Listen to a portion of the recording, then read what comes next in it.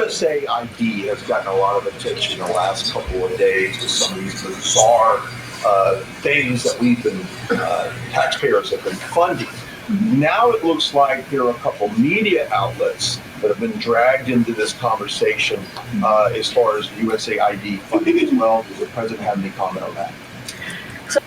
The recent crackdowns by DOGE have opened up Pandora's box and is exposing all types of stuff. Outside of the things that we saw, like transgender shows in other countries, millions of dollars for condoms in Gaza, all types of different celebrations and whatnot that have nothing to do with what's going on with Americans and the American economy. DOGE has stumbled upon the left-wing publication Politico being funded by USAID. As a matter of fact, what helped expose this not only was them digging within the wasteful spending that has been going on by the Democrat Party, it also came from insiders at Politico who recently had an issue when Politico failed to make its payroll. So in this video, I'm going to share this with you. I'm going to let the White House press secretary, Caroline Leavitt, explain to us what's going on. And then I'm going to also share with you what some of the outlets are saying about the debacle at Politico, and then I'll come back and share my commentary. So let's check out what the White House press secretary, Caroline Leavitt, has to say about this huge break as far as in finding out that these left-wing publications that have been smearing the president, smearing conservatives, doing everything they can to fight against the America First movement, now we may have a reason why and who's been directing that and how it's been getting funded. So upon coming out here to the briefing room, I was made aware of the funding from USAID to media outlets, including Politico, who I know has a seat in this room. And I can confirm that the more than 8 million taxpayer dollars that have gone to essentially subsidizing subscriptions to Politico on the American taxpayers' dime will no longer be happening. The DOGE team is working on canceling those payments now. Again, this is a whole of government effort to ensure that we are going line by line when it comes to the federal government's books. And this president and his team are making decisions across the board on, do these receipts serve the interests of the American people? Is this a good use of the American taxpayers' money? If it is not, that funding will no longer be sent abroad and American taxpayers will see.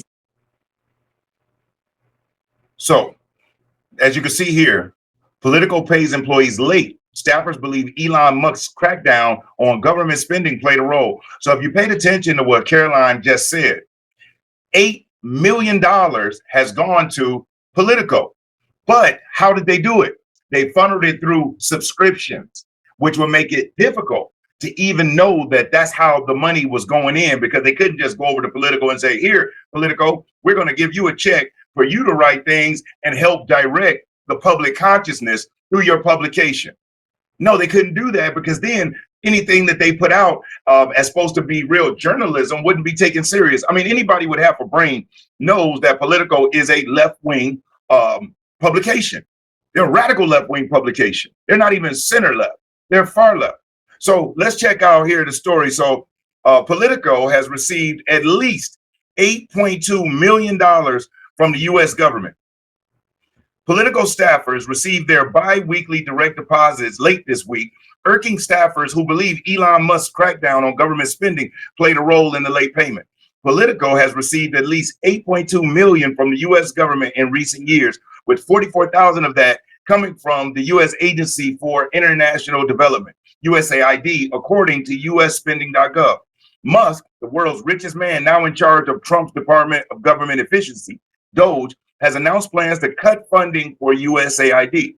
Many Politico employees typically receive direct deposit every other Tuesday, but this week they woke up and noticed the funds didn't hit their account. An employee told Fox News Digital that management didn't communicate the issue until 9 a.m. when they chalked it up as a technical error. If you're enjoying this video and you like the content, do me a solid, hit that like button. I will never ask you for a cash out. I'll never ask you for a super chat. You hitting that like is currency. It helps spread the video around and gets it to where other people can see it and become informed like you and I are. And if you aren't subscribed to the channel, subscribe. On this channel, I share sales strategy and political and current events. So hit that subscribe button. Once you do, click the notification. See that bell? Hit the notification bell and select all. That way you'll be notified when I upload new videos. According to the employee, remember it's an insider at Politico talking to a Fox News reporter. According to the employee, many concerns went unaddressed as panicked political staffers expressed worry about paying bills and being hit with overdraft fees from their banks. Political management eventually insisted it was a technical error between bank and payroll providers and that everyone would be paid by the end of the day. The employees were eventually paid, but didn't appear as pending until 5 p.m. Eastern Standard Time and didn't clear until Wednesday morning, according to the impacted staffer. Politico screwed a lot of people, the employee told Fox News Digital. A Politico spokesperson provided the following statement. Employees were paid yesterday. There was a technical error that was remedied in a matter of hours. Politico did not immediately respond to a series of follow-up questions about whether or not Musk's crackdown on government spending had anything to do with the delayed payment. While Politico did receive cash from USAID, it was hardly the government agency that has given the most to Politico. The Department of Health and Human Services leads the way, 1.37 million, followed by 1.35 million from the Department of the Interior, according to usspending.gov. The Department of Energy has given Politico 1.29 million. The Department of Agriculture has given 552,000, and the Department of Commerce has given 485,000. On Wednesday, as staffers were still annoyed about the late payment, Musk responded to a post on X, claiming the Department of Health and Human Services spent roughly $500,000 on Politico pro-subscribing by writing, "This is odd." The Politico staffer said employee concerns quickly shifted from being angry about the late payroll to anxieties over Musk's post. Politico did not immediately respond to a request for comment regarding Musk's post.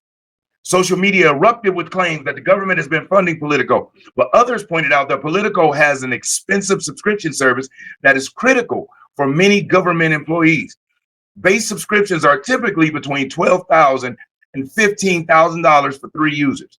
While Politico did receive small amounts of cash from government agencies under prior administrations, it appears to have skyrocketed during the Biden administration, according to usspending.gov.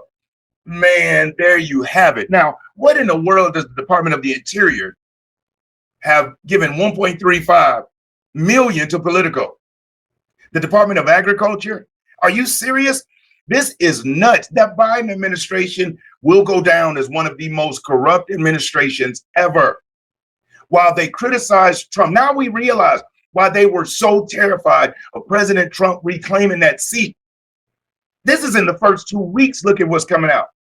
We finding out the FAA rejected 3,000 qualified air traffic control candidates who all scored 100%. These weren't people who got 90s and 92. 3,000 scored 100% on the test. But there was a second test, and that was the behavioral part, or the background assessment, background assessment, where they ask you questions about how you grew up and your family and yada, yada. And those 3,000 candidates who all scored 100%, 100, were disqualified because of their background, how they grew up, how much money their family made. They weren't like poor enough and didn't come from enough struggle. So they were rejected. And that all came out in the lawsuit that these 3,000 candidates filed against the FAA. Now we find out that Politico has been public. No wonder they're for all of this BS. And no wonder they never want to cover any stories of any significance. But all they do is hate Trump, orange man bad, hate Trump, orange man bad, while having a seat in the White House press briefing room. But that funding's been cut. And let's see how Politico does on their own. If their subscription base is really that strong, I think you and I both know the truth. We both know. And then they're doing it through subscriptions. And like I said, they may have gotten a little bit of money before, but through the Biden administration to skyrocket to $8.2 million. I mean, to get a subsidy of some kind or get a grant from the government, hey, listen, that's smart business if you can qualify for it. And if you got people good enough to write that. But Department of Agriculture, Department of the Interior, get the out of here. We know what's going on. So I just wanted to jump in and share that with you and let you know, man, DOGE is making a huge impact. And this is crazy what's coming out. And to be real with you, I believe it's really just getting going. I think it's all just kicking off. I think we should sit back and enjoy the ride. And you know what? I'll be right here for it. And as long as I'm here for it, I'm going to make sure that I have it ready to share it so that when you're ready to see what's going on, you'll have an easy resource right there. All right. So thank you so much for watching. If you haven't already, hit that like button. If you aren't subscribed to the channel, subscribe. Other than that, I'm Brian Maxwell. I appreciate you for watching. And as always, I look forward to seeing you at the top. Over and out.